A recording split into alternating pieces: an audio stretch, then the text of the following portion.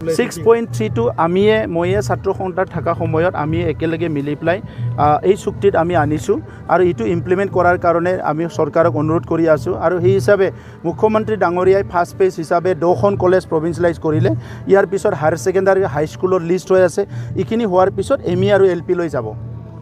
আৰু এটা কথা মই ক্লিয়াৰ কৰি দিওঁ কিছুমান মানুহ ইয়াতে ভুৱা এটা কথা প্ৰচাৰ কৰি আছে বিৰোধীয়ে হওক বা কোনবাই হওক যে ইয়াত অকল বড়ো মিডিয়াম প্ৰভিঞ্চিয়েলাইজ হ'ব বুলি কেনে কিন্তু বিটিআৰৰ ক্ষেত্ৰত বড়ো অসমীয়া বুলি নাই বিটিআৰৰ ক্ষেত্ৰত বড়ো অসমীয়া মিডিয়াম যিবিলাক নিড বেছ প্ৰয়োজন স্কুল যিটো স্কুলখন নহ'লে নহ'ব সেই স্কুলবিলাক প্ৰভিঞ্চিয়েলাইজ কৰিব লাগে বুলি আমি ডাটা ছাবমিট কৰি আছোঁ আৰু ইয়াৰ ওপৰতে মুখ্যমন্ত্ৰী ডাঙৰীয়াৰ লগত আলোচনা চলি আছে 6.32 আমিয়ে ময়ে ছাত্ৰ সংস্থাত থকা সময়ত আমি একেলগে মিলি পেলাই